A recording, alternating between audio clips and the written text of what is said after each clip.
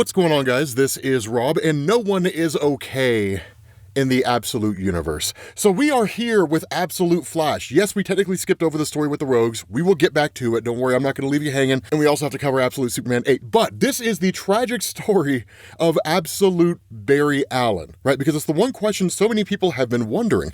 Barry Allen is traditionally the original creator of the Speed Force in DC Comics. And while Jay Garrick is the first to have the Flash name, Barry is largely considered to be the first of the modern day Flashes in DC Comics. And so people have been wondering, while he did technically appear in the Absolute universe and kind of set Wally on the path of becoming the Flash, how does it all tie together? So what this does is this picks up years ago at Keystone University, which is actually kind of an ironic thing. People who are familiar with the Flash know that Jay Garrick is from Keystone City, that Barry Allen is from Central City. But the reason why that city's even being invoked here is because Keystone City is also the home of Wally West. So it's one of these cool little bits where the Flash mythos all kind of comes together. It's exciting.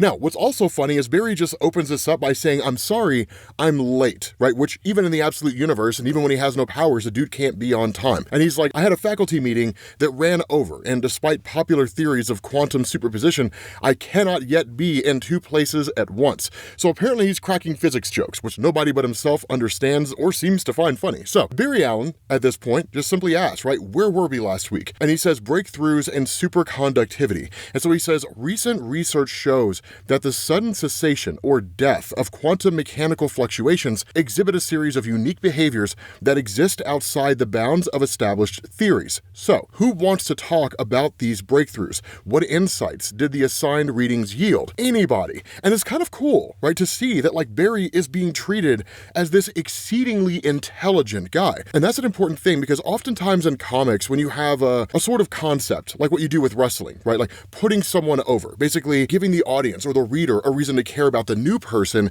by having the old guard kind of bring that new person in to replace them, that you often see that old guard just kind of tossed to the wayside and who really cares, and they don't really give him that much attention. But of course, Barry gets it here. The interesting thing is that in this particular class, Eleanor Thawne is watching everything unfold. Now, once the class is over, she of course ends up going into Barry's office and, he's just like, should I know you, right? Were you auditing my class this morning? And she just says, I was, right? I hope that you don't mind the intrusion.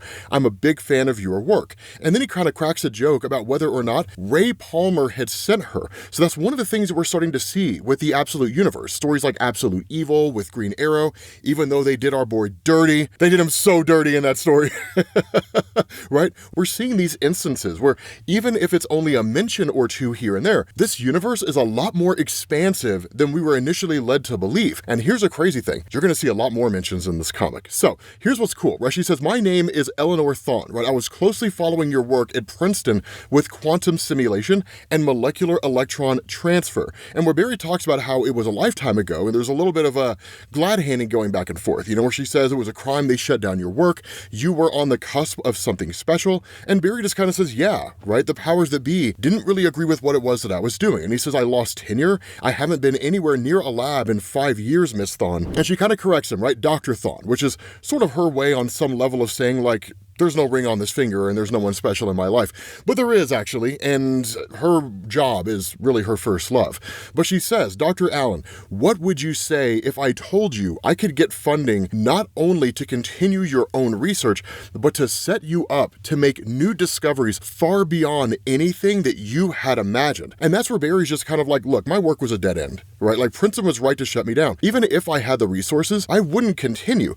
And she calls him, right? She's like, that is utter nonsense. She says, we both know that that's a lie. It's merely what you tell yourself to justify wasting your time and your talent at this second-rate school. Discovery, true discovery, is the most intoxicating drug we have. And I know a recovering addict when I see one. And Barry just kind of analyzes her for a second, right? And is like, you do have a flair for the dramatic, Dr. Thawne, but I still don't know what it is that you're even offering. And she just says, come with me, Dr. Allen. Give me 1 day of your life, and I promise to show you things that you've only ever dreamed possible. And so at that point, it switches over to Fort Fox, Colorado. And again, a little more glad-handing here, right? How was your flight? Was the trip okay? And Barry just says, I'm just adjusting to the altitude a little bit, which is true, right? Living in Colorado myself, that is altitude sickness. If you don't stay hydrated, you will get a splitting headache and you might even pass out. But she's like, it does take a few days, but Colorado's lovely, right? She just tells him, right, come over this way.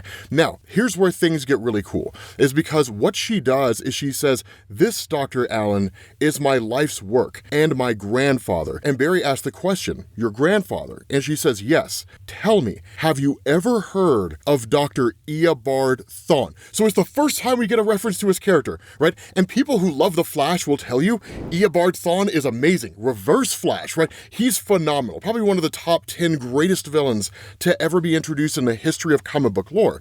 And Barry just says, no, like I've never heard of Eobard. And that's where Eleanor just says, that doesn't really surprise me. He has been quite literally erased from history. These are my grandfather's journals, all of his work. This, Barry, is Blue Trinity. And she says, during the height of World War II, the US commissioned a secret project operating in the shadow of Oppenheimer's Trinity atomic test, which was named Blue Trinity. This classified project was led by the brilliant physicist Eobard Thawne, who claimed to be on the verge of making contact with another dimension of pure exotic living energy. Now, right off the bat, we get this image of Eobard Thawne, right? Something that I want you guys to notice is how strikingly similar he appears to Barry Allen. Now, in the main DC universe, right, the old pre-crisis stories, post-crisis stories, the idea of Eobard Thawne is that he made himself look like Barry Allen because it was hero worship, right? And then when Barry Allen basically rejected him, right, it pissed off Eobard Thawne to no end,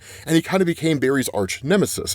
But the way it looks in this absolute universe, Eobard Thawne has not undergone any process to change his physical appearance. Eobard Thawne just seems to naturally look like Barry. Now, I'm not stating this as an absolute fact, and there's no way to definitively know if it is true. But the story continues on, right? We're told his theories were far beyond anything of the time. He knew his work bridged the divide between fringe science and the supernatural. I admit, some of his methods were questionable. When the military caught wind of some of these more eccentric experiments, he knew it was only a matter of time until they shut him down. And so at this point, it's not just Eobard Thawne trying to access this dimension of living energy through science, he's also invoking mysticism, right? Hence the reason, the supernatural. He's literally doing every conceivable thing he can to access this place.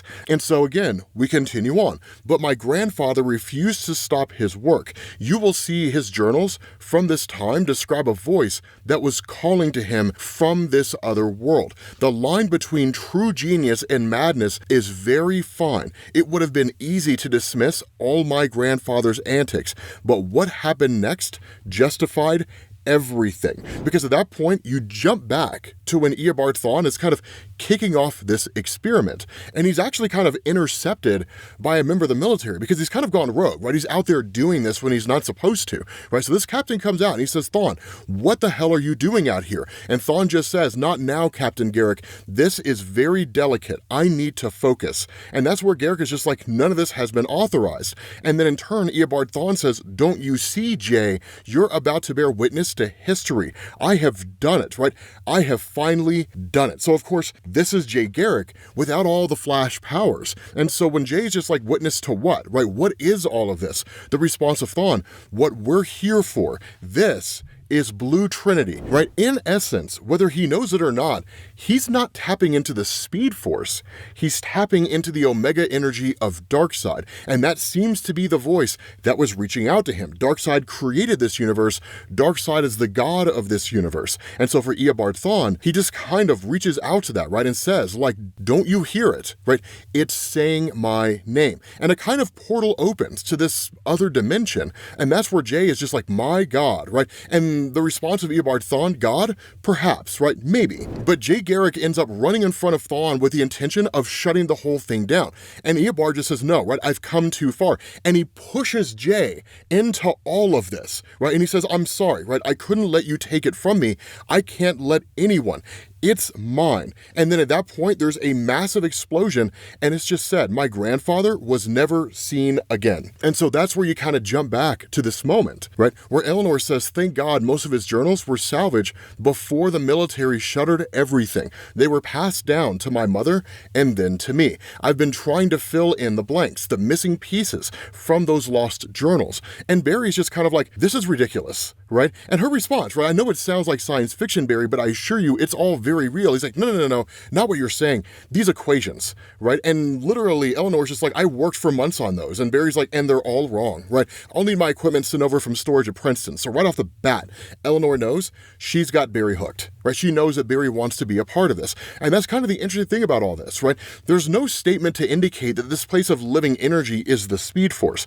We would largely assume that it is, right? Because Barry Allen, the Speed Force, the Flash, right? It all goes hand in hand, right? So it makes sense that that's how Barry would become the Flash. But again, that's not necessarily true, because what ends up happening is that 2 years pass and Eleanor comes in and just introduces Barry Allen to Rudy West, right? The father of Wally West. Now, this is all kind of predating the launch of Absolute Flash #1. So Barry's kind of pissed, right? He's like, you promised me that I would have autonomy in all of this, because Eleanor tells him, right, that Rudy West is going to be leading their military division of the project. And it pisses him off, right? Because he's like, this is supposed to be a civilian project, right? This is supposed to be like you and me working on accessing this dimension of energy and figuring out a way to harness it for the betterment of mankind. Barry knows that once the military gets involved, the only thing the military cares about is application for military strategy. How can they weaponize it? It's the only thing that the military is going to care about.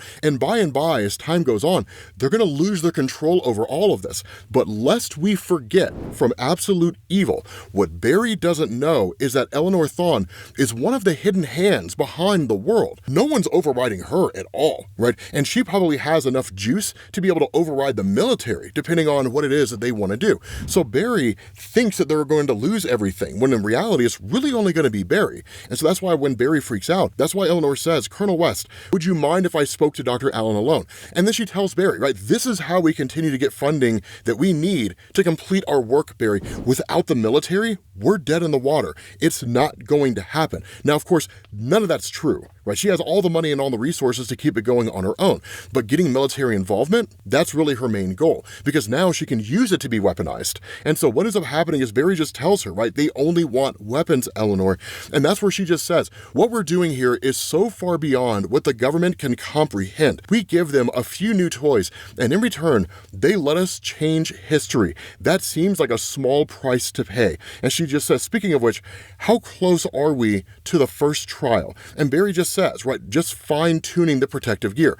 I'll be ready to take the team in by the end of the week. And that's where Eleanor is just like, yeah, so about that, right? Like, I've decided that you will not be leading the initial team. So right off the bat, right, Barry's concern is coming true. He's losing control of the project and losing his place in the project. But Eleanor tries to smooth it over in a way that she thinks will work for Barry, where she just says, like, you know what happened to my grandfather?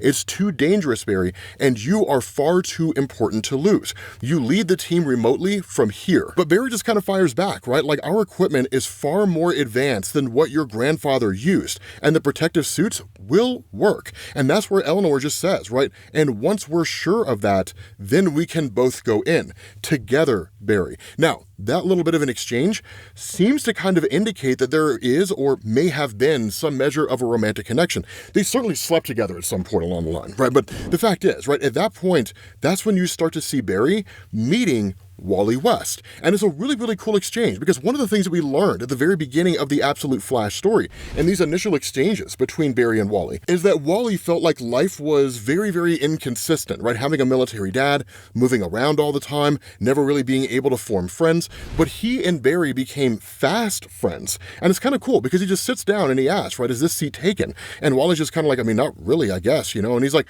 I'm Dr. Allen, right? Barry, you must be the new kid, right? Colonel West's son. And Wally's just kind of like, yeah, like, how did you know? You know, and Barry just says, I just met your dad, right? He seems like a barrel of laughs, you know? Right? So the two of them just kind of making fun of Wally's dad.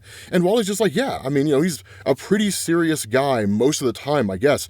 And so Barry does something that seems like most people didn't really do when it came to Wally. He starts asking about him, right? What's your story, right? Tell me about yourself. I want to learn about you, which seems to be a wholly new experience for Wally West, right? So Wally's just kind of like, I don't really know, right? Just trying to figure out what the hell I'm going to do around here. And Barry asks, right, have you moved around a lot? And he's like, I did too, right? My dad was a Marine. So right there, common ground. And so at that point, Wally's like, yeah, right, he's engaged now. And Barry's just like, I didn't live in one place for more than a year and a half until I was 18 and went to school. And the question's just like, where did you go? And Barry's like, MIT, because of course he did. And Wally's just like, well, I hate math and science. But here's what's kind of funny, right? Barry asks, well, then what are you into? And Wally's just like, I don't know, music mostly. And Barry just says, right, well, music is just math when you think about it, right? Everything is math, really. Like once you realize that, the whole universe opens up to you, which is true. Electronic dance music is just 4/4 time signature, 4 beats per measure, simple mathematics. But Wally just says, right, you're kind of a weird guy, Dr. Allen, right? And Barry's just like, it takes one to know one, right? So they kind of have this really, really cool exchange right off the bat. It's quick-witted, right? Barry's able to pick up on the fact that Wally is a little guarded. So he's kind of able to help him lower those defenses so Barry can get to know him on a more personal level, even if it's just a singular exchange. What's also interesting is that when Barry goes to leave, he just tells Wally, right, hang in there. Things will get better, I promise. And the indication seems to be that Wally heard him, even though he was putting his headphones on. So those small little things all kind of come together with the two of them forming their friendship. And so at that point, you go to the first human trial and you have these 3 guys who are just kind of sent in, right? Like, okay, one last comms check. All of you sound off, right? Hendricks check, Kerwin check, Ellis check. And they say, okay, here we go. They open the portal and the guys walk in, right? And they just say like, wish us luck. And Barry just says, there is no luck, Hendricks, only probabilities. And so when they get in there, there's just all this light and energy everywhere, right? And they say, it's all over the place, Dr. Allen. Do you see it? The energy, the red matter. And Barry's just kind of like, it's incredible, right? We need to get soil samples, atmospheric readings. We need all of it. But then when they turn around, they see something that catches their eye. And they're just like, are you seeing this, right? And when they pan around so that Barry and them can see, they make this statement, right? I don't think that we were the first ones here. And unless I'm a crazy person, and I could be entirely wrong here, my knowledge on DC is not nearly as comprehensive as it is on Marvel, so somebody correct me if I'm wrong. This looks like the headquarters of the Legion of Doom, right? Somebody correct me if I'm wrong, right? Like somebody fill me in if I'm wrong on that, but it looks like the Legion of Doom headquarters, right? And so at that point, they literally bring this whole thing back to the facility, right? Fort Fox. And so in using this energy, right, this red matter, essentially, and experimenting with it. And so with Eleanor and Barry, right, kind of experimenting with this red matter and whatnot, she says the trials on the apes are incredibly promising.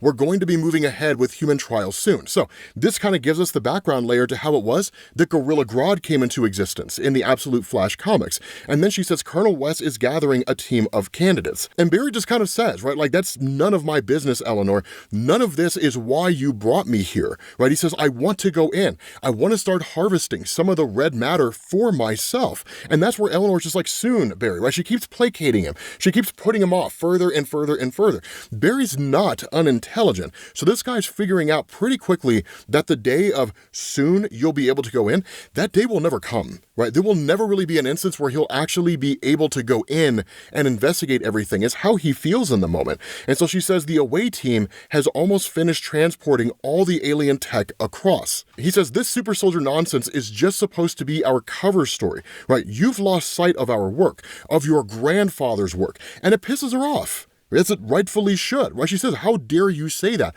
I've dedicated my life to finishing what my grandfather started, and we will. But you know as well as I do, the red matter is too dangerous to make direct contact with. The alien technology and specimens are a boon that we never expected. It buys us time to study the energy, learn what it truly is, before we risk bringing any back here. We need to be very careful, Barry, or we will end up just like my grandfather, destroyed by the very thing he coveted. And so ultimately, Barry just kind of walks away. Initially, he wanted to say something to her, right? That he recognizes what she's saying.